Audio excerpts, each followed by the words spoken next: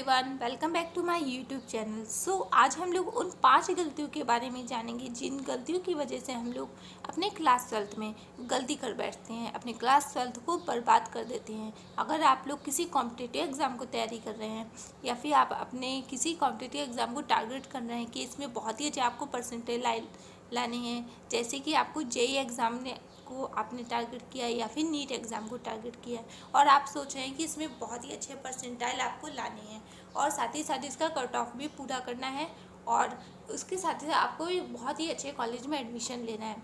तो इस तरह की जो भी चीज़ें आप लोग सोच रहे हैं, इस तरह की जितनी भी चीज़ों को आपने टारगेट कर रखी है, इन सब चीज़ों से पहले आप लोग जो प्रिपरेशन कर रहे हैं भाई, इस एग्ज़ाम के लिए आप लोग प्रिपरेशन करें। इस प्रिपरेशन में आप लोग बहुत सारी मिस्टेक कर बैठते हैं जिस वजह से आपकी नंबर डाउन हो जाते हैं। आप चाहे जितनी भी प्रिपरेशन कर लीजिए, लेकिन अगर आप इन 5 मिस्टेक्स को कर रहे हो तो फिर आपको 101% है कि आपके डिज़ायर मार्क्स आपको नहीं मिल पाएंगे। इसलिए अगर आप डिज़ायर मार्क्स चाहते हैं कि आप चाहते हैं कि मेरे 99% स्कोर कर पाऊँ, मैं 99 स्कोर कर पाऊँ, अपने बोर्ड को टॉप कर पाऊँ। अगर आपने क्लास 12th के एकेडमिक बोर्ड को भी सोच रखा है कि मैं इसमें टॉप करूँगा, तो फिर इसके लिए आपको इन 5 मिस्टेक्स को ध्यान में रखना है। इन 5 मिस्टेक्स को बिल्कुल भी नहीं करनी है अपनी प्रिपरेशन में। बहुत सारे स्टूडेंट्स करते हैं ऐसी 5 मिस्टेक्स, 101% करते हैं, लेकिन आप लोग इस वीडियो को देखने के बाद आप लोग बिल्कुल भी मत करिएगा, ठीक है स्टूडेंट्स। सबसे पहले तो मैं आपको बता दूं, अगर आप नए हैं, हमारे चैनल पर नए हैं, तो प्लीज़ हमारे चैनल को जल्दी से सब्सक्राइब करिए, वीडियो को लाइक करिए, शेयर करिए और कोई भी क्वेश्चन हो स्टडी से रिलेटेड तो प्लीज़ कमेंट कर दीजिए, ठीक है। फिर उसके बाद हम लोग मिस्टेक नंबर 1 के बारे में जानेंगे। Okay, too much study material. हम लोग क्या करते हैं, बहुत सारे स्टडी मटेरियल ले आते हैं, परचेज़ कर लेते हैं और फिर उस बहुत सारे स्टडी मटेरियल को पढ़ने की कोशिश करते हैं, जो कि इम्पॉसिबल है क्योंकि हमारे पास जो भी टाइम होता है वो लिमिटेड होता है। 1 ईयर ही है हमारे पास। अगर आप लोग ये सोचोगे कि नहीं हमारे पास 1 ईयर का ड्रॉप आउट ले लेंगे, जो जेईई एग्ज़ाम होता है या फिर नीट एग्ज़ाम होता है, इनमें तो ड्रॉप आउट आप ले लोगे 1 साल का। बट अगर आप एकेडमिक बोर्ड को टारगेट करें तब तो आपके पास 1 ईयर है। 1 ईयर में ही आपको पूरी प्रिपरेशन करनी है, तो इसके लिए आपको हमेशा एक बुक को प्रेफर करना है। ऐसा नहीं है कि 50 बुक को आपने प्रेफर कर रखी हो, कि आपने स्कूल के टीचर से भी पूछ लिया कि सर मुझे आप बेस्ट बुक कौन सी है, उनसे पूछा, उन्होंने जो बताया वो ले ली। फिर कोचिंग वाले सर से पूछा, जो उन्होंने बताया वो ले ली। और फिर उसके बाद आपने अपने पड़ोसी के जो भैया हैं जिन्होंने IIT जेईई निकाल रखा है, बहुत ही अच्छे परसेंटाइल जिनके आ चुके हैं, उनसे उनकी सजेस्टेड बुक से पढ़ लिया। इस तरह से 3-3, 4-4 इस तरह से बहुत सारी बुक से नहीं पढ़ना है, आपको किसी एक बुक को प्रेफर करना है। मेरा मानना है आप लोग NCERT बुक को प्रेफर करिए और आप लोग को अगर रेफरेंस बुक बहुत ज़्यादा ज़रूरत पड़ती तो ले लीजिए। अगर आपको लग ही रहा है कि नहीं अपन से नहीं हो पाएगा तो ले ही लीजिए। नहीं तो पता है NCERT बुक में जैसे कोई भी टॉपिक है, आप लोग उस टॉपिक को यूट्यूब पे डालिए, उससे रिलेटेड आपको 50 से भी ज़्यादा वीडियोस मिल जाएंगी। और अगर आपको जब इतना ऑनलाइन अवेलेबल है इतना स्टडी मटेरियल, क्यों फालतू में आप अपने पैसे वेस्ट करो हैं। तो आप लोग NCERT की बुक से भी आप लोग पढ़ सकते हो। बहुत सारे इंडिया में बहुत सारे बच्चे ऐसे ही पढ़ते हैं और अपनी जो भी IIT जेईई या फिर आप जो नीट को टारगेट कर रहे हो ना, वो बच्चे उससे पूरा अपना निकाल के दिखाते हैं, बहुत ही अच्छे परसेंटाइल ला के दिखाते हैं, केवल NCERT के दम पर और यूट्यूब से स्टडी मटेरियल निकाल लेते हैं। बहुत सारे ऐसे स्टूडेंट्स हैं, तो आप लोग भी अगर इस तरह के स्टूडेंट हो कि आप NCERT आप लोग कर सकते हो प्रेफर, NCERT प्रेफर करो। कोई टॉपिक नहीं आता है समझ में तो आप लोग यूट्यूब से पढ़ लो, ठीक है। और बहुत सारी जब रेफरेंस बुक आप लोग ले लेते हो ना, तो क्या होता है आपके दिमाग में कन्फ्यूज़न पूरी कन्फ्यूज़न हो जाती है। जब बहुत सारी बुक्स होती हैं तो आपको पेंडिंग हो जाता है वर्क आपको लगता है इस बुक को नहीं पढ़ा, इस बुक को नहीं पढ़ा, इस बुक को नहीं पढ़ा। और जब इस बुक को नहीं पढ़ा तो आपको लगता है कि मेरे पास इतना सारा बैकलॉग है, आपके मन में टेंशन भर जाती है और आप लोग पढ़ बिल्कुल भी नहीं पाते हो, क्योंकि टेंशन लेकर कोई भी इस दुनिया में नहीं पढ़ पाता भाई। तो इसलिए अपने दिमाग को पर बर्डन मत डालो, बिना बर्डन के रहो, ठीक है। बिल्कुल भी टेंशन लेने की कोई ज़रूरत नहीं। किसी एक बुक को, जैसे कि मैथ है, मैथ के लिए आप एक बुक को प्रेफर करो। उसके बाद अगर आपको भाई वो सैम्पल पेपर चाहिए तो सैम्पल पेपर ले सकते हो, इसके लिए मना नहीं किया। लेकिन बहुत सारी बुक्स को अलग अलग मत लो, ठीक है, कि इस प्रकाशन की ले ली, इस राइटर की ले ली, इस तरह से मत करो। ओके, ठीक है। तो कम स्टडी मटेरियल रखो, लिमिटेड रखिए, कि फिजिक्स के लिए एक बुक को प्रेफर कर ली, केमिस्ट्री के लिए और मैथ के लिए इस तरह से एनसीईआरटी आप लोग प्रेफर कर लो, ठीक है। बहुत सारा मत रखना कि बहुत सारा रख लो, ऐसा ना करना, ठीक। उसके बाद आता है आपका मिस्टेक नंबर 2। मिस्टेक नंबर 2 में आप लोग क्या करते हो कि start early to experiment. Start early to experiment में क्या है कि आप लोग क्या करते हो कि बहुत ही देर में आप लोग अपने ऊपर एक्सपेरिमेंट स्टार्ट करते हो। कैसे? देखो, अभी अब जैसे कि अप्रैल मई जून अभी नहीं आप लोग तैयार करोगी कि अपने ऊपर एक्सपेरिमेंट करो। अब एक्सपेरिमेंट आप लोग सोचो कि एक्सपेरिमेंट क्या, तो एक्सपेरिमेंट का मतलब ये है कि आप लोग जो भी अपने लिए स्ट्रेटजीज बनाते हो, स्टडी रूटीन बनाते हो, टाइम टेबल बनाते हो, वो अलग हर बार ट्राई करते हो अपने ऊपर कौन सा स्ट्रेटजी ऐसी है जो मेरे ऊपर काम कर जाए। पहले एक बनाते हो, वो नहीं परफेक्ट होती तो आप लोग चेंज करके फिर दूसरी बनाते हो, फिर उसे चेंज करते हो, उसमें कुछ गड़बड़ होती तो फिर उसे चेंज करते हो।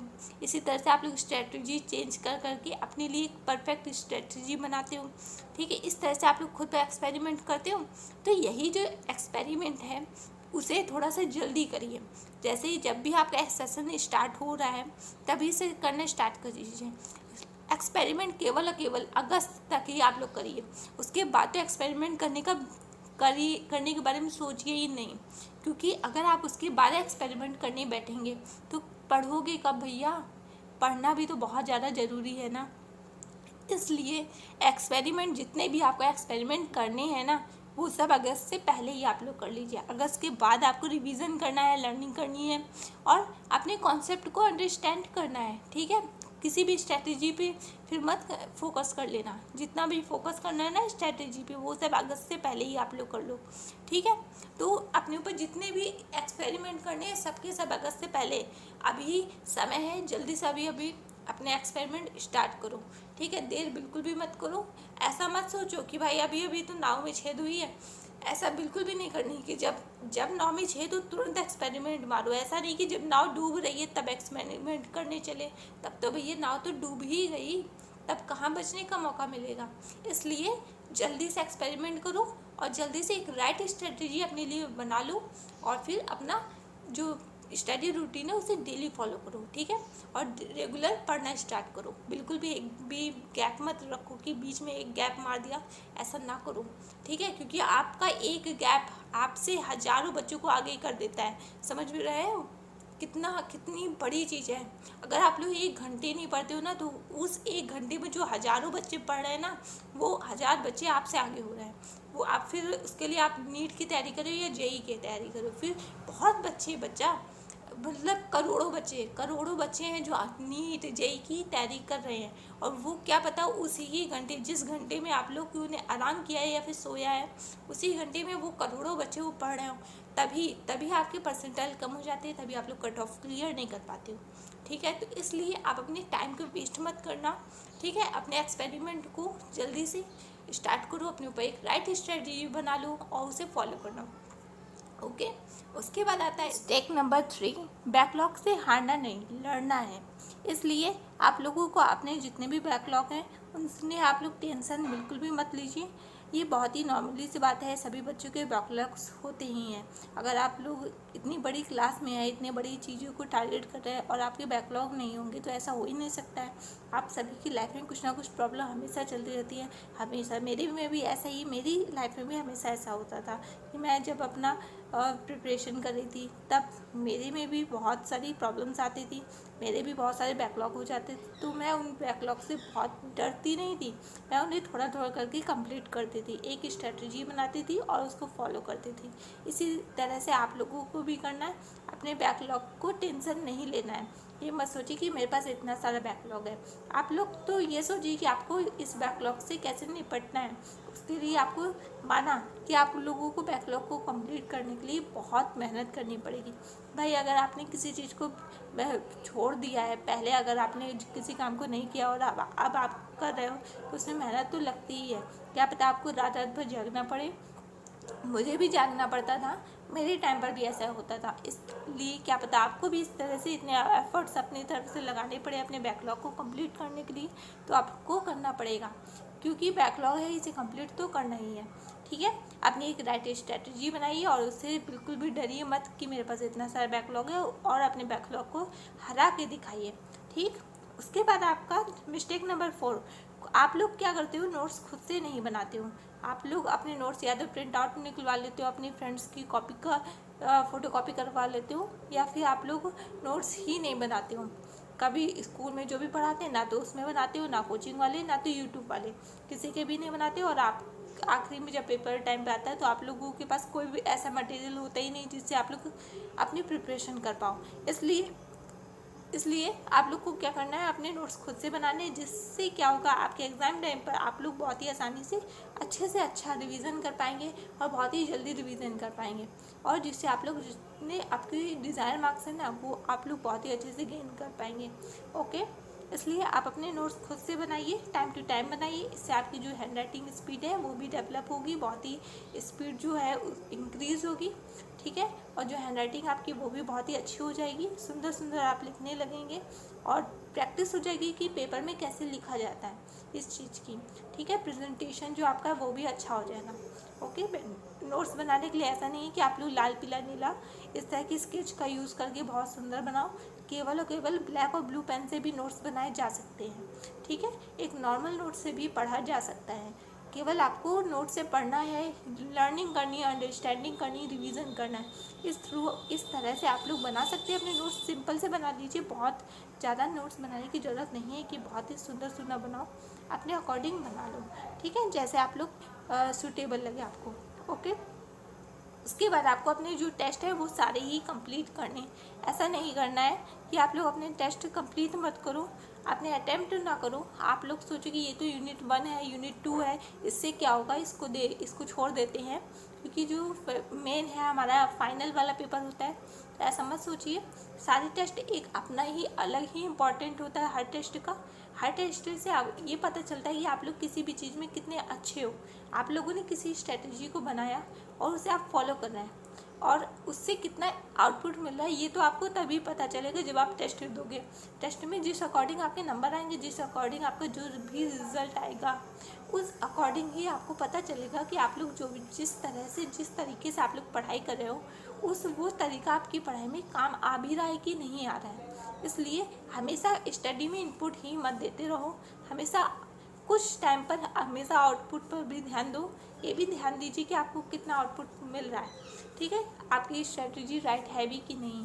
इसलिए अपने सारे टेस्ट अटैम्प्ट करो, किसी भी टेस्ट को इग्नोर मत करो, हल्के में मत लो टेस्ट को। बहुत ही यही टेस्ट हैं जो आपकी फाइनल एग्ज़ाम की प्रैक्टिस करवाते हैं। इस टेस्ट को देने से जितने भी यूनिट टेस्ट होते हैं, जितने भी मंथली या फिर हाफ ईयरली टेस्ट होते हैं, एग्ज़ाम होते हैं, या फिर कोचिंग एग्ज़ाम होते हैं, कोचिंग वाली जो टेस्ट होते हैं, या यूट्यूब के ऑनलाइन एग्ज़ाम होते हैं, इन सबको बिल्कुल भी मत छोड़ो, इग्नोर मत करो इग्नोर। ठीक है, ये सारे बहुत ही इंपॉर्टेंट है। इन सब के थ्रू आपकी प्रैक्टिस हो रही है, आपके एनालाइज हो रहा है, आप लोग खुद को कर पाओगे, जिससे आपको और भी अच्छे मार्क्स मिल पाएंगे। आप जो भी डिज़ायर मार्क्स हैं वो अच्छे से मिल पाएंगे। ठीक है, मिस्टेक नंबर 5, आप लोग बहुत ज़्यादा डिस्ट्रैक्ट होते हो।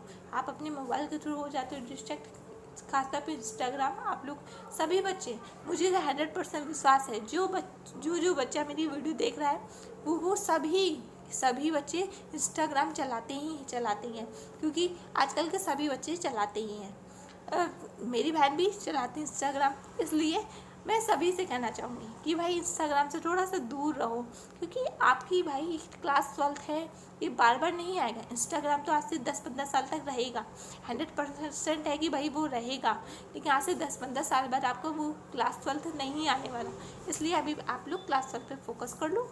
आफ्टर क्लास 12 आप लोग कस के इंस्टाग्राम चला लीजिएगा। ठीक है, अपने जो जितने भी डिस्ट्रैक्शन है उन्हें अपने आप से दूर कर लो, फिर वो फ्रेंड्स ही क्यों ना हो, क्योंकि फ्रेंड्स भी आपकी एजुकेशन से ज़्यादा इम्पॉर्टेंट है। आपकी एजुकेशन सबसे ज़्यादा इम्पॉर्टेंट है भाई। आपकी फ्रेंड्स तो 2 महीने बाद भी मिल लोगे ना एग्ज़ाम के बाद, तब भी वो लोग मान जाएंगे। लेकिन अगर आप लोग एग्ज़ाम पे ध्यान नहीं दोगे तो फिर एग्ज़ाम नहीं मानेगा। एग्ज़ाम तो आपको उतने नंबर मिलेगा जितने कि आपने प्रिपरेशन कर रखी है। इसलिए अगर आपको किसी अच्छे कॉलेज में एडमिशन लेना है या फिर अपने डिज़ायर मार्क्स लेने हैं, इसलिए आपको टाइम टू टाइम प्रैक्टिस करनी पड़ेगी, टाइम टू टाइम रिवीजन करना पड़ेगा। ये सब कब हो पाएगा? जब आप लोग अपनी ये जो डिस्ट्रैक्शन वाली ये जो थिंग्स है ना, इन सब से आप लोग दूर रहोगे, मोबाइल से दूर रहो। ये जो इतने भी फ्रेंड्स हैं जो बार बार आपको मूवी देखने के लिए मोटिवेट करते हैं ना, सब लोग कहते हैं अरे छोड़ो यार सब मोहमाया है। भाई ये सब मोहमाया नहीं है, ये यही सारी जो चीज़ें हैं जो आपके 30 से 40 साल बाद आपके जो काम आएंगी।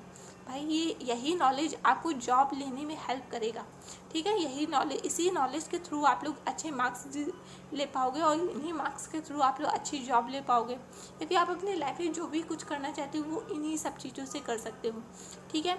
आप इस एक तरह का एक समय होता है भाई कि मूवी देखने का भी एक टाइम होता है कि आप अपने एग्ज़ाम देने के बाद आप अपनी जितनी भी मूवीज़ हैं वो सब आप देख सकते हो। इसलिए पहले एग्ज़ाम इम्पॉर्टेंट है, बाद में आपकी मूवीज़, बाद में आपका इंस्टाग्राम, या फिर आपके बाद में जो भी फ्रेंड्स के साथ जो भी गपशप करनी है वो सब बाद में करेगा।